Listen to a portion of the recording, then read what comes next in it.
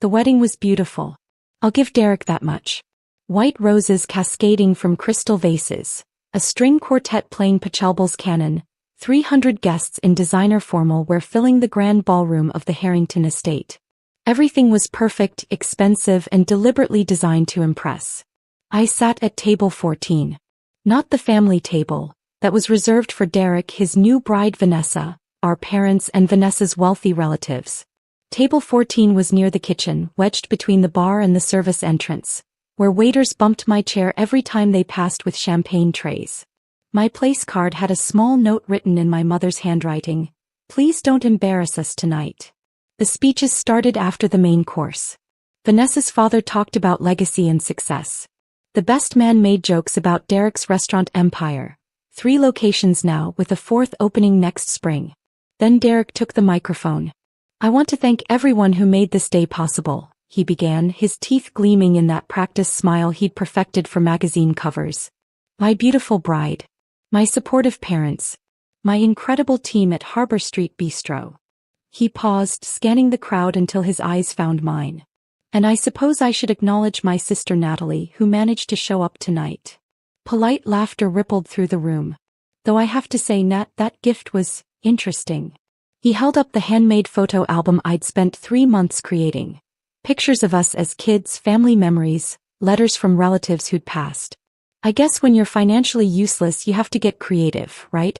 Can't even afford a real gift." The laughter wasn't polite anymore. It was loud, pointed, and accompanied by glances in my direction. I saw my mother hide her face. My father shook his head slowly. Vanessa's family whispered behind their napkins. I nodded politely. Then I pulled out my phone and texted Raymond Chin, my property manager. "Begin lease termination for 443 Harbor Street. Standard 90-day notice. Non-renewal of commercial lease. Send it tonight." His reply came in 12 seconds. "Confirmed. Sending registered letter now. Should I notify the other Harbor Street properties as well?" I typed back, "All 3 locations. Non-renewal across the board." The band started playing Derek and Vanessa's first dance song. Somewhere between the second verse and the chorus, Derek's phone buzzed in his pocket. He ignored it. It buzzed again. And again. By the time the song ended, he'd excused himself to check his messages.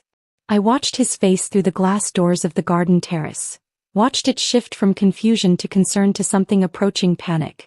I raised my champagne glass to no one in particular and took a long, slow sip. Derek was born first. That was his greatest achievement, and somehow it defined everything that came after. In our family, the firstborn son was treated like royalty. Our parents, both immigrants who'd built a small grocery store into a regional chain, believed in tradition above all else. The son inherited. The son led. The son mattered. Daughters were afterthoughts. Loved, sure, but never invested in. Never expected to amount to anything. "Natalie will marry well," Mom used to say, as if that was the ceiling of my ambition. "Derek will build the empire." So Derek got the business school tuition. Derek got the startup capital. Derek got the introductions to investors and the seats at important dinners. I got a pat on the head and suggestions about nice young men from nice families who might want a quiet, obedient wife. I had other plans. While Derek was partying through his MBA, I was working 3 jobs. Server at a diner, night clerk at a hotel, weekend bookkeeper for a local accountant who saw something in me that my parents never bothered to look for. I saved every dollar that didn't go to rent and ramen noodles. "Why don't you just ask Mom and Dad for help?" Derek asked once, visiting my studio apartment that was smaller than his walk-in closet. "Oh wait, I forgot.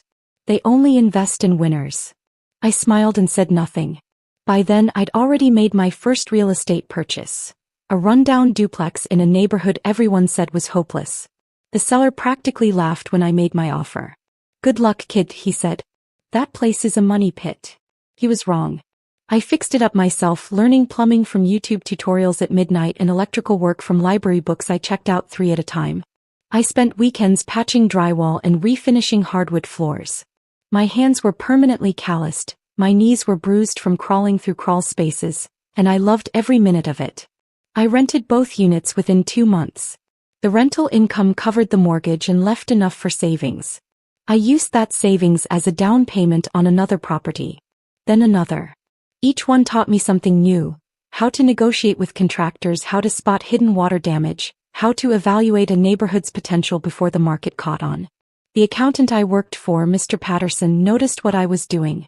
"You've got an eye for value," he said. "Most people see problems. You see potential." He introduced me to his brother-in-law, a commercial real estate developer who was looking for someone to manage his smaller holdings. Within 5 years, I wasn't just managing properties. I was buying them. By 30, I owned 14 residential buildings and 7 commercial properties, all held through a series of LLCs that kept my name out of public records. Total portfolio value, $23.4 million. Annual rental income, $1.7 million. Net worth after debt service, somewhere in the neighborhood of $8 million. But I still drove a 10-year-old Honda. Still wore clothes from Target. Still lived in a modest townhouse that I'd bought at a foreclosure auction. Not because I couldn't afford better, but because I'd learned something valuable in all those years of being underestimated. Invisibility is power. My family never asked what I did for a living. They assumed I was scraping by on some administrative job, probably temping, probably struggling. That assumption let them maintain their narrative. Derek was the success, Natalie was the disappointment, and I was content to let them believe it. Until 443 Harbor Street. 3 years ago, a commercial building came up for sale in the waterfront district. Prime location, beautiful bones, but the previous owner had let it deteriorate badly. Most investors passed. The asking price was too high for the condition, and the renovation costs would be substantial. I saw something else. I saw a building 1 block from the new marina development. I saw rising property values as the neighborhood gentrified. I saw a ground floor restaurant space with water views that would be worth a fortune once the area transformed. I bought the building through Sandpiper Holdings LLC for $2.1 million.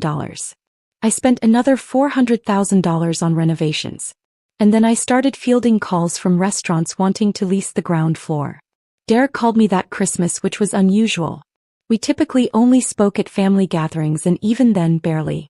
"Natalie, I need a favor," he said, no preamble, no small talk. "There's a building on Harbor Street that would be perfect for my second restaurant location. The landlord is some company called Sandpiper Holdings. Do you know anyone who could put in a good word?" I almost laughed. "Almost. I'll see what I can do," I said. The lease I offered was generous. Below market rate, flexible terms, tenant improvement allowance. Raymond, my property manager, thought I was crazy. "This space could command $18,000 a month easy. You're giving it away at $12,000. "Trust me," I said. "This tenant is exactly what I want."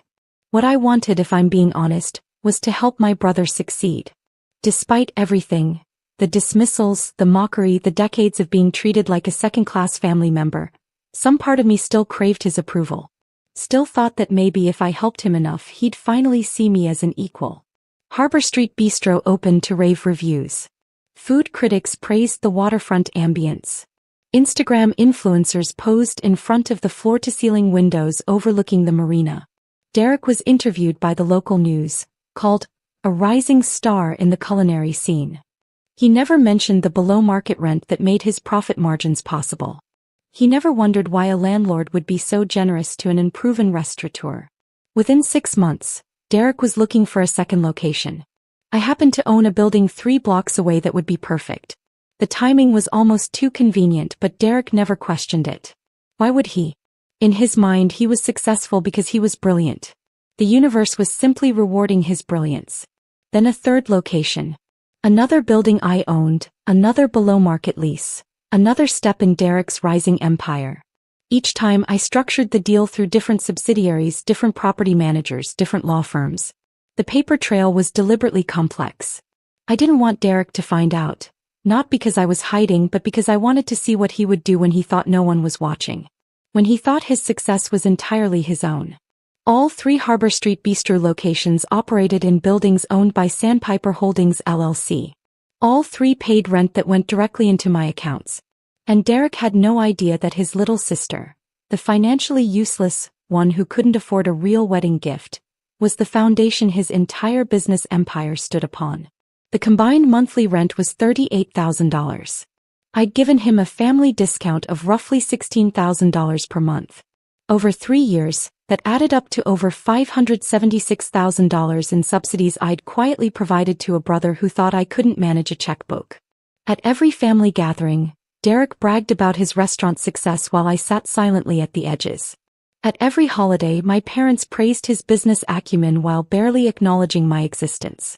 At every birthday party, Derek made jokes about my situation, while literally writing rent checks to my property manager. I told myself it didn't matter. I told myself I was above petty revenge. I told myself that being the silent benefactor was its own reward. And then he called me financially useless at his wedding in front of 300 people, and something inside me finally snapped. Derek returned from the terrace looking like he'd seen a ghost. Vanessa grabbed his arm as he passed the head table. "What's wrong? You're white as a sheet." "It's nothing," he said, but his voice cracked. "Just a business thing. I'll handle it tomorrow." But his eyes kept finding his phone. And his phone kept buzzing. His business partner called. His general manager called. His accountant called, which is never a good sign at 9 p.m. on a Saturday. I watched it all from table 14, nursing my champagne, feeling something I'd never quite experienced before. Satisfaction. Not joy. This wasn't about joy. It was about finally refusing to absorb abuse with a smile.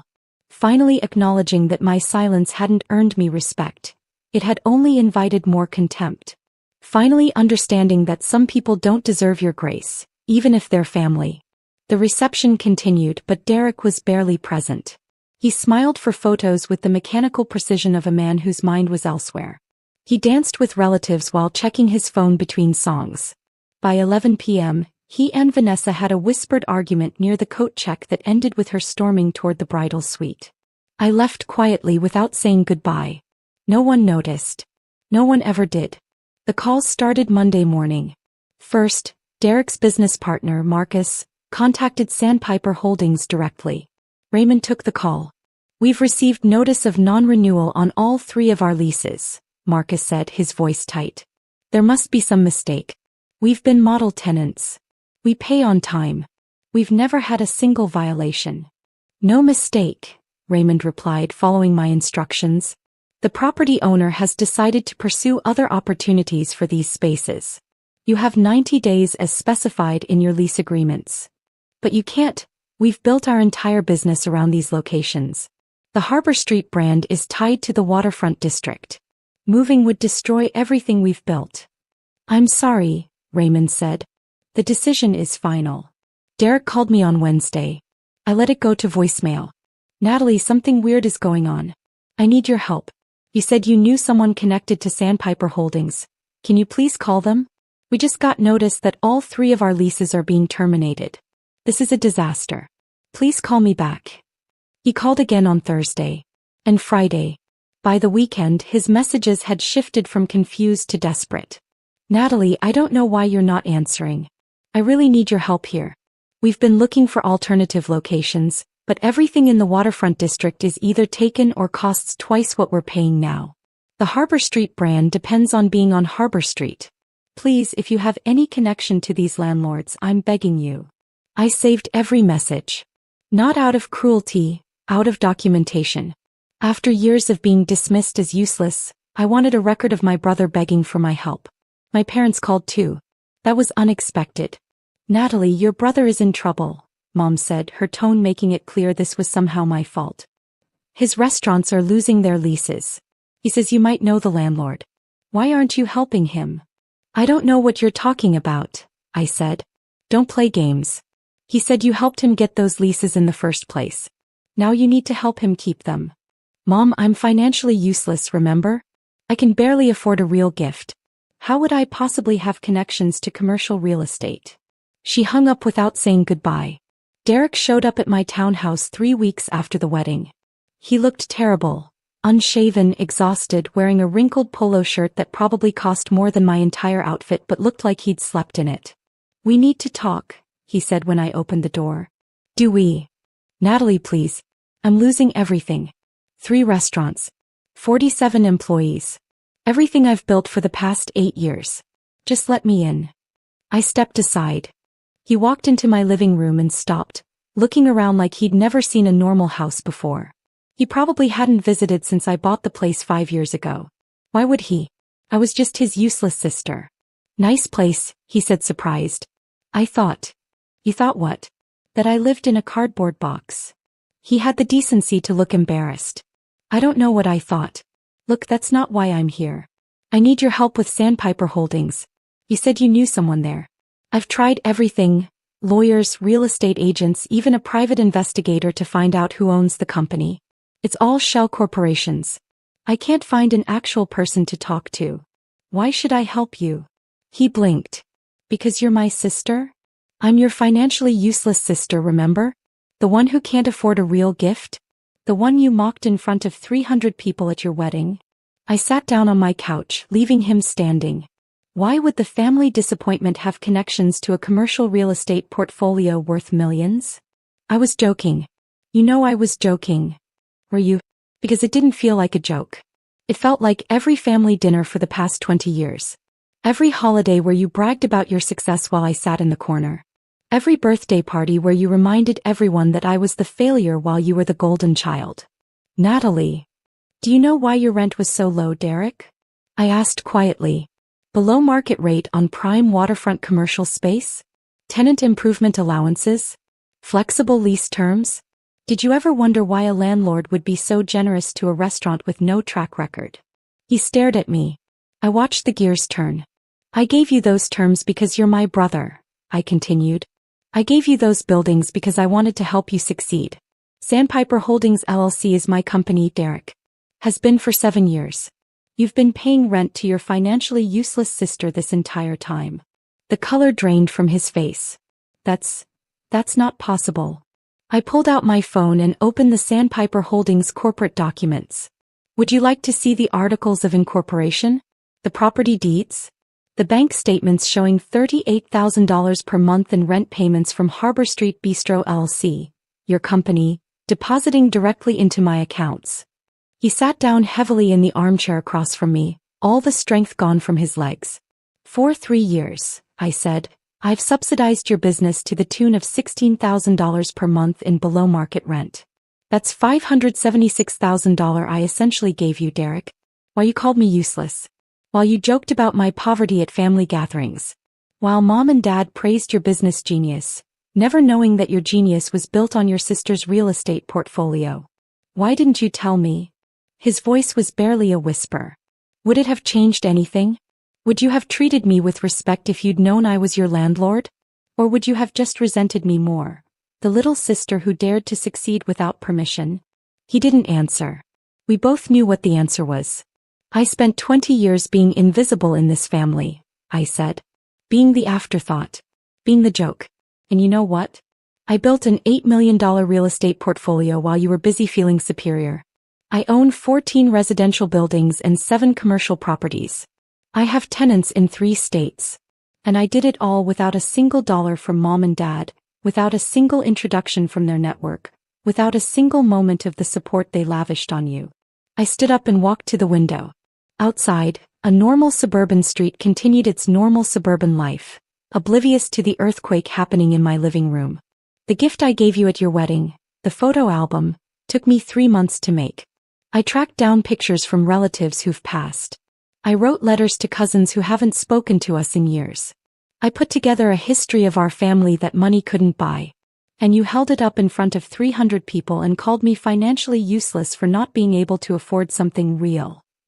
I turned back to face him. That was my real gift, Derek. My time. My effort. My love. And you treated it like garbage. You treated me like garbage. In front of your new wife's family, in front of everyone we know, you made sure the whole world understood that Natalie Chin was worthless. He was crying now. Actually crying, tears streaming down his face. I'd never seen my brother cry, not even at our grandfather's funeral. Not even when his first restaurant almost failed in its opening month and he thought his dreams were over. Derek didn't cry. Derek conquered. Derek succeeded. Derek dominated. Except now Derek was broken. I'm sorry, he said. Natalie, I'm so sorry. I didn't know. You didn't want to know. That's different. You needed me to be a failure so you could feel like a success. You needed someone to look down on so you could feel tall. It's a pattern, Derek. It's been a pattern our whole lives. You standing on my shoulders and pretending you got there on your own. That's not. It is. And I let you. For years I let you because I thought if I just helped you enough, supported you enough, stayed invisible enough, eventually you'd see me as an equal. Eventually you'd acknowledge that I had value beyond being the family disappointment you could mock at parties. I shook my head. That was my mistake. You were never going to see me as an equal. You were only ever going to see what you needed to see. What do I have to do? Derek asked. To make this right. To save my restaurants. Please, Natalie. 47 people depend on me. Whatever you want, I'll do it. I want you to understand something, I said. I'm not doing this to destroy you. I'm doing this because I finally realized that my generosity was enabling your cruelty. Every time I gave you a below-market lease, I was teaching you that you could treat me like garbage and still benefit from my success. So what happens now? Now you pay market rate. If you want to stay in my buildings, you pay what any other tenant would pay. That's $54,000 per month, not $38,000. And you sign a new lease that clearly identifies the landlord as Sandpiper Holdings LLC, owned by Natalie Chen. He did the math in his head.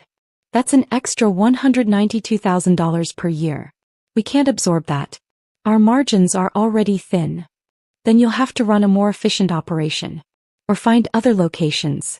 Or close some restaurants. That's your business decision to make. I'm not your silent benefactor anymore. And if I can't make it work, if I have to close, then you'll learn what it feels like to build something from nothing. The way I did. I walked to the door and opened it. You have until the end of the week to decide. Sign the new lease at market rate or the termination notice stands. He stood slowly like an old man. At the door he paused. I really am sorry, Natalie. For everything. I know, I said. But sorry doesn't undo 20 years. Actions might. We'll see. Derek signed the new lease. He had to close one of his 3 locations, the one with the weakest revenue, but the other 2 survived. More importantly, they survived on real terms without his sister secretly subsidizing his success. The family dynamics shifted dramatically after the truth came out. Derek told our parents everything, partly to explain his financial difficulties, partly because, as he later admitted, he was ashamed and needed to confess. The conversation happened at their house without me present. Derek called me afterward to tell me how it went. Mom cried, he said. Not the way she cries at movies. Real crying. I think she finally understood what she did to you. What we all did. And Dad. Dad didn't say much. You know how he is. But he kept looking at this old photo of us on the mantle. The one from your high school graduation. He said he was proud of you then, but he never told you. He said a lot of things he never told you. Mom called me the day after his confession. For the first time in my life, she didn't have anything dismissive to say. I don't understand, she kept repeating. How did you, when did you, why didn't you tell us? While you were investing in Derek's future, I said calmly, I was building my own. You just never thought to look. Dad was quieter about it. He sent me an email, not a call, an email that said simply, I'm proud of you. I should have said that years ago. I'm sorry I didn't.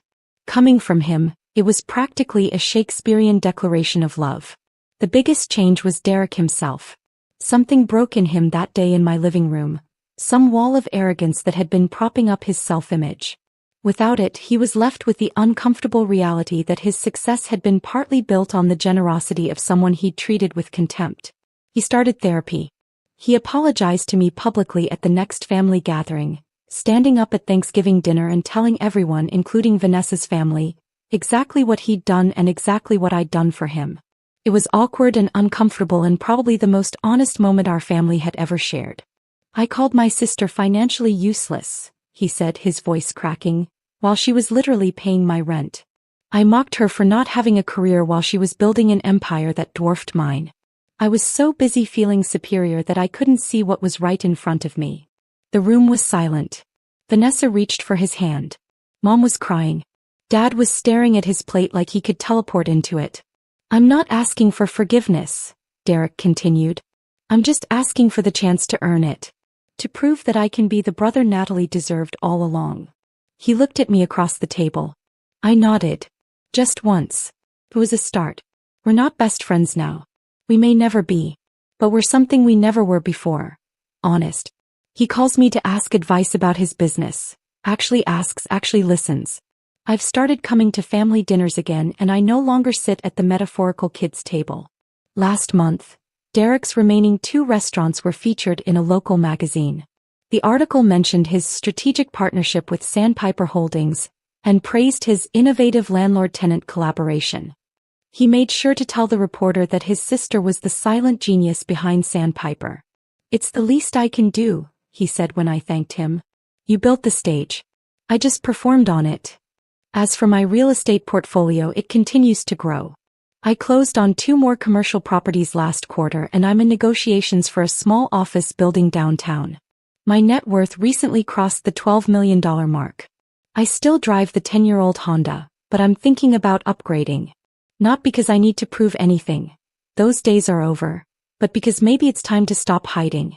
Invisibility was power when I needed protection. But now I have something better than power. I have respect. From my family, from myself, from everyone who once looked past me. The other day, Mom called to ask my advice about investing some of her retirement savings in real estate. "You seem to know what you're doing," she said, and I could hear the effort it took her to admit that. "I've picked up a few things," I said, smiling. We talked for an hour. She asked real questions. She listened to my answers. She didn't compare me to Derek once. It was, in its own small way, a miracle. Because here's what they all finally understand. I was never useless. I was underestimated. And sometimes that's the biggest advantage of all. You build empires best when no one's watching.